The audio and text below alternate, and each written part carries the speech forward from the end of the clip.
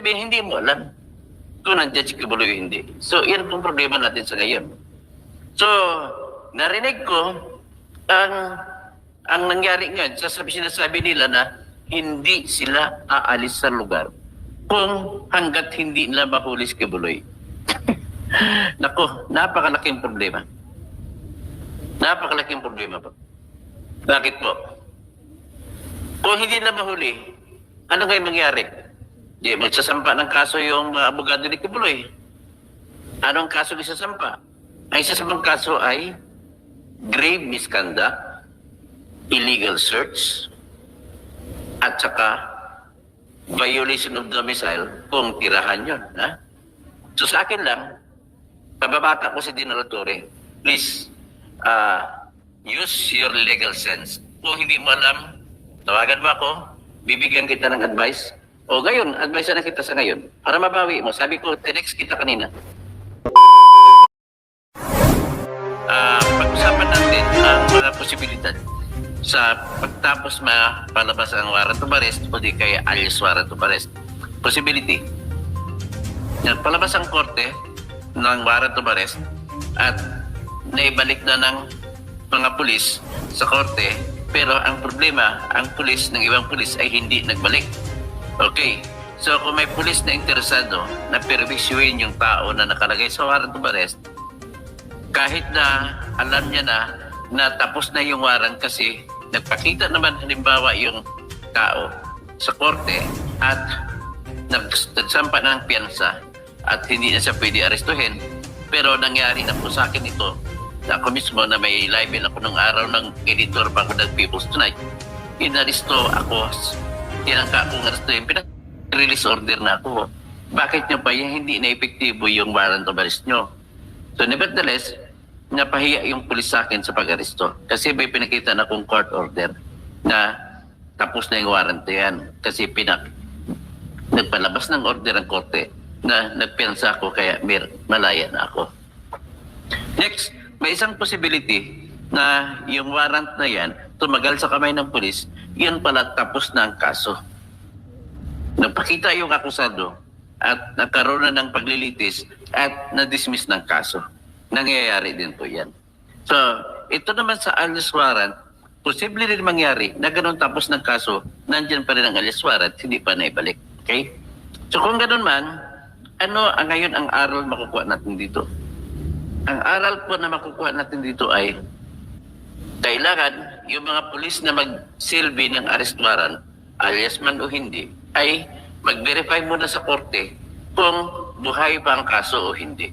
So ang tanong ngayon, nag-verify ba si General Torre sa Pasig City RTC at sa Davao City RTC na nagpalabas ng warrant of arrest kung valid pa bang warrant of arrest? So yan, nakikita ko na wala. Okay.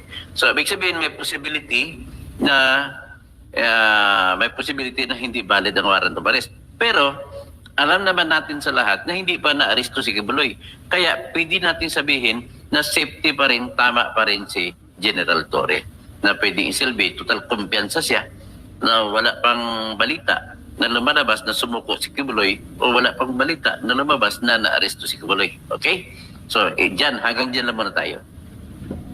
Ang tanong ngayon, lumusob sila, 2,000 pulis. Sa tingin ko, pinalibutan nila. Tapos yung gate, lahat ng gate ng compound ay sinara nila. At nung una, ang ginawa ni General Torre, nakiusap siya kay Attorney Israeli Tutorion at kinwestiyon ni Attorney Israeli Tutorion. Sabi niya, paano ito? Inisyo ito sa Pasig. So, tama naman ang sagot ni General Torre. O nga, sa Pasig to and elsewhere. May nakalagay and elsewhere at sa iba pang lugar, ibig sabihin sa Tagalog. So, ngayon, ang mali lang doon, sinabihan ni General Torre si Attorney Israeli Tutorion na bahala ka na, magreklamo ka na sa korte kung gusto magreklamo, pero sa loob ng 30 minuto, papasok kami kung kahit sa ayaw yun sa hindi. So, tanong, pwede ba yun? Ngayon, ang ipinakita niyang papel ay alias warrant of arrest. So, ang tanong, pwede bang gawin ng pulis yun? Sagot, hindi po pwede gagawin. Bakit po? Unang-una, ang pinakita niya, alias warrant of arrest, mag-aresto kay Kibuloy at sa ibang tao. So, ang tanong, pwede mo ba papasukin ba? Legal ba? Pwedeng maging legal, pwedeng hindi. Pwedeng legal kung personal na alam ni General Torre na nandiyan si Kibuloy. Yan ang una. So, ibig sabihin, personal na alam, siya mismo. Pwede kaya ba kasama ng pulis na alam niya, hindi pwede yung alam ng ibang tao na hindi pulis at sinabi lang sa kanila. Hindi po pwede yun tanggapin. Yan ay hearsay. Hear and say. So, ano lang pwedeng gagawin? Yung, halimbawa, gaya ng pulis na may gumawa ng krimen, nakita niya, inaresto niya. Kaya kailangan personal na nakita ng pulis na huli sakto ang gumawa ng krimen. Ganon din po sa isang wanted na tao na may warrant of arrest. Kailangan, pag ako ang pulis, hindi po ako pwedeng pumasok sa bahay kapag wala akong personal na alam na nandyan yung arestuhin ko. Halimbawa, mayroon lang informante na sabi sa akin na nandyan ang tao arestuhin. Pwede ko bang gawin yun? Hindi ko pwede gagawin kung klarong-klaro na nakabase lamang ang aking galaw sa isang informante. Okay? So, ngayon, anong gagawin ko bilang pulis? Ang gagawin ko, pupunta ako sa korte, kung maasahan ng aking informante, dadalhin ko siya sa korte, hihingi ako ng search warrant. Iba po kasi ang search warrant kaysa warrant of arrest. Ang search warrant ay isang authority o big kapangyarihan na binigay ng korte na pwede mong halugugin. So ngayon, ang warrant of arrest ay kapangyarihan na pwede mong arestuhin. Sa ngalan ng batas, iba yung kapangyarihan sa pag-aresto, iba yung kapangyarihan sa paghalugog. Nakalagay po kasi yan sa Section 2 ng ng ating konstitusyon na nagsasabi, no unreasonable search and seizure be allowed under the Constitution except upon probable cause to be determined personally by the judge upon examination under oath the complainant and the witnesses he may produce and describe particularly the place to be searched, the place and things to be seized. Ganun kasimple. Napakaklaro, napaka-specific ng konstitusyon natin. Pwedeng magkaroon lamang ng warrant of arrest o search warrant. Sa search warrant, kung mayroon kang testigo, halimbawa hindi alam ng pulis, pero alam ng kanyang testigo, pupunta ngayon sila sa korte. Kailangan kumuha sila ng authority sa judge. Pero pag pumunta sila sa judge, kailangan maalam na alam ng kanilang testigo kung saan nagtatago at kung saan lugar kukunin. Kasi hindi po pwede na maglabas ng search warrant ang korte na general sa isang buong lugar. Ang problema, kung malaki ang lugar, hindi mo na pwede matatanggap. Pero kung ang lugar ay kunting bahay lamang, 100 square meters, pwede pa yun. Pero yung 30 hectares pala, yung lugar, hindi mo pwede sabihin na nandyan lang sa loob. Hindi pwede po. Kailangan particular mo na alam kung saan. So kung ganoon, kung sa search warrant, dapat may search warrant kayo galing sa korte. Lumalabas sa ngayon, mula kanina alas 5 ng umaga, hanggang ngayon, alas 10 na ng gabi. Hindi pa rin nila nakita si Kibuloy, nahalugog na nila ang buong kingdom at nahalugog na nila ilang building, ngunit hindi pa rin nila nakita si Kibuloy. Ibig sabihin, kung ganoon ang ginawa ninyo, lahat ng lugar ay hinahalugog ninyo, ibig sabihin, mas malamang sabihin na hindi nila alam kung saan, kung nandyan nga ba si Kibuloy o wala. So, iyan ang legal problem. So, ngayon, mayroon pa daw mga building na natitira, ubusin daw nila. So, with more reason ngayon na mayroon ng ebidensya si Kibuloy para questionin na wala kayong alam pala. Anong katibayan na wala silang alam? Dapat na hinalugog nyo lahat, hindi nyo alam kung andyan si Kibuloy o wala. Gano'n lang kasimple. So, in other words, may problema sa legality yung pagpasok nila ni General Torre. Hopefully, nagsasabi siya ng totoo sa kanyang sarili na alam niya na nandyan si Kibuloy. Ano naman ang isa pang problema na magsasabi natin na hindi totoo sasabihin na alam niyang personal? Kasi the only way, kahit wala kang search warrant, pwede ka pumasok basta nakita mo. Pumasok si Kibuloy, pero hindi na-resto, at may tao ka nakabantay, hindi pa nakalabas. So sigurado ka nandyan sa loob. Ang problema mo na lang, saan sa loob? Pero dito, hindi ganoon ang sitwasyon po. Ang sitwasyon ay wala silang sinabi na may nakikita sila o wala. Okay? Ngayon, kung ganoon po sitwasyon at wala silang nakita, ibig sabihin po, wala pong personal na alam kahit sinong polis na kasama ni General Torre na nandiyan si Kibuloy. That's the problem. Next problem is na parang inamin na rin nila na hindi nila alam kung nandiyan si Kibuloy o wala. Nung sinabi, narinig ko mismo, may suspicion. Ibig sabihin, suspicion lang pala na nandiyan si Kibuloy. Naku, foul na naman tayo.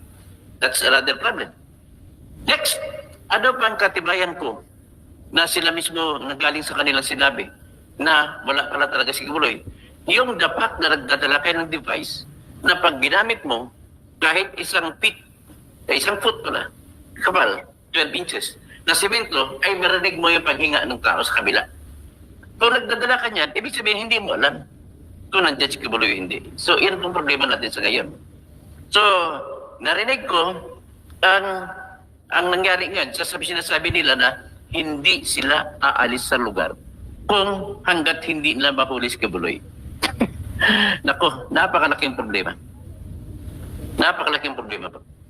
Bakit po? Kung hindi na mahuli, ano ngayon mangyari? Di, magsasampa ng kaso yung abogado ni Kibuloy. Anong kaso isasampa? Ang isasampang kaso ay grave misconduct, illegal search, at saka violation of domicile kung tirahan yun. Ha? So ngayon, makukulong din ang pulis. Matatanggal pa sa pagkapulis ang lahat ng pulis na dinala doon. Kasi grave misconduct yun ang mangyari. Trabaho ng pulis magpapatupad ng search na tama. So kailan ba may tinatawag naman na exemption sa search na kahit walang search warrant? Tingnan natin kung anong exemption na binibigay ng batas natin. So far, sa desisyon ng Supreme Court, pitong exemption lamang ang pwede. Number 1, kung nakita, sabi ko kanina, kung nakita nila ni General Torre o sinong kasama niyang pulis na nandoon si Kibuloy, naispatan nila at hindi na pa lumabas, yun pwede yun, papasokin. That they are entitled to do it. The problem is, yan ba ang totoo? Ang problema ko naman is, hindi po nila sinabi na yan. Next, kung ang paghalughog ay matapos mo ma-aristo ang tao. Pero ang problema rin ko, wala ka pang na-aristo. Ito po yung sitwasyon na may arrest warrant na. Iba to. Hindi ito mag-apply yung sitwasyon na kutindiak mo, tapos talugugin mo kanyang katawan. Hindi yung gano'n. So, hindi mag-apply yung gano'n exemption. Next exception is, kung consented search. Ibig sabihin, kusang loob na pinayagan ng QOGC na maghalugod ng pulis. Pero kita naman natin sa balita, sa video, na nagsabi na si General Torre, kung ayaw na sa hindi, in 30 minutes, ay papasukin namin to. So, paano na naman? So, wala sa exemption. Number 4, custom search. Ibig sabihin po ng search ay paghalugog sa dahilan sa pagpapatupad ng batas ng customs. Ibig sabihin ng customs, import ang pinag-usapan. May dumating na import at may smuggled goods na nakaloob sa isang lugar, pwede mong papasukin kahit wala kang search warrant. Customs pag-usapan. Okay? Hindi naman ito customs case. Ito ay kaso ng rape. Kaso na may search warrant, may arrest warrant na. Okay, next is yung tinatawag na stop and frisk. Ang sitwasyon dito, nagpapatrol ang pulis sa kalsada. Lalakad siya. May nakasalubong sa mga tao, kaduda-duda. Mukhang umaangka pa, bubunot. Yan, pwede niya yung ma-stop at mag-frisk sa katawan lang. Pwede yun, kahit walang search warrant. Next is, exigent or emergency. Ano ba, nagkudita? Tapos, ikaw, isa ka sa mga sundalo o pulis na nagresponde sa kudita para masawata ang kudita. Tapos, may nakita kang tao na kaduda-duda galaw ng mga kasama ng mga rebelde. So, pwede mo siyang ma-search. Okay? Kasi, yan, national interest ang pinag-usapan dyan. Ang national interest, matutumba ang pamahalaan kasi mga rebelde yun. Okay? So, yan ang pwede. Next is, na pwede is, mag-search ka sa gumagalaw na sasakyan. Kasi gumagalaw na sasakyan, baka makaalis na, kaya pwede po yung nag-search. So ngayon, dahil ang sinisearch ngayon nila ay isang compound, hindi naman gumagalaw, ano kaya ang konklusyon nyo? Kayo magsasabi, binigyan ko kayo ng parameters. So sa akin lang, pababata ko si General Torre, please, use your legal sense. Kung hindi mo alam, tawagan mo ako, bibigyan kita ng advice. O ngayon, advice na kita sa ngayon. Para mabawi mo, sabi ko, tinext kita kanina. You will be justified here kung makuha mo si Kibuloy. At sabihin mo may personal ka na alam, nandiyan si Kibuloy. At saka, hihil ka namin as hero kung ganun mangyari. Pero, kinlaro ko sa kanya na bilang general na taga-amin ng galing, ay he is one of our pride. Siya ay pride ng Coronadal. Kasi Coronadal born yan. Ang tatay niya, dating sarinto sa PC, na namatay sa serbisyo. Kaya, proud kami sa kanya. Dahil gumraduate siya sa PNPA. Actually, maraming mga taga-Coronadal na PNPA alumni at saka PMA alumni. Napakarami nila. So, sa akin nandito is, ang tanong, may legalidad ba? May problema ako. Hindi sana totoo na wala kayong alam. Pinipray ko lang na mayroon kayong personal na alam. Kasi unang-una, sino ba ang may gusto na maalis to si Kibuloy? Ako, number 1 na. Dapat malilitis na siya ang kaso sa korte. Kahidik-hidik po ang akusasyon laban kay Kibuloy.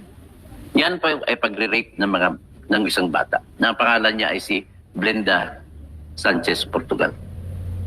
Yan yung pong alias Amanda na tumistigo sa ni Rizal de Veros. So kaya po, hindi lang po ako makapagsalita ng gusto, sumasakit po pati dila po ngayon, sumasakit pati bibig ko, ay pinipilit ko naman po para mapaintindi sa inyo ang sitwasyon and pray na hindi po ito mangyari kahit kanino man, na siyempre pag ganito kasi, ang gagawin sa kahit sinong kalaban sa pamahalaan, pwede gagawin, di ba? Sa akin lang naman dyan ay, dapat ang mangyari ay kung ano ang batas, ipatupad at patas. Ang nangyari dito ay mamukhang nagpapanik ang mga bata ni BBM kaya natakasan sila ni Alice Go, kaya kailangan nila makabawi. Dito naman sila kay Kibuloy. Pero ang problema namin, sa pamilya mabasa na akong spokesman. Bakit hanggang ngayon si Bantag ay hindi pa niyo nahuli? Okay? So yan lang po sa akin na hindi ko kinakampihan ang mga KOJC. Ang kinakampihan ko ang dapat na pagpapatupad ng batas na tama. Ganun lang po sa akin. To the contrary, hindi ko gusto ang ginagawa ni Kibuloy. The only way for him to be healed of his legal and divine problem, pasensya na, pastor ka, pero divine problem mo, the only way is for you to face the court and prove in court that the accusation is not true. Ang problema po numero 1 is, hindi lang sa Philippine courts kami problema. May problema ka pa rin sa US courts. At ngayong November 24, if I'm not mistaken, ay magkakaroon ng trial doon sa hearing sa California. So, yan ang problema sa ngayon. No? So, the best advice on you is get the best lawyers that you can master and then prove your innocence in court. Wala pong ibang substitute sa ganung sitwasyon. So, you might be innocent. However, your claim of innocence can only be proved by means of facing the accusations in court. Gano'n naman po siya. Wala nang ibang paraan. Kaya, kung sino man po ang nagsasabi na innocent is Kibuloy, I don't think so. Naniniwala po ako sa babae na nagreklamo.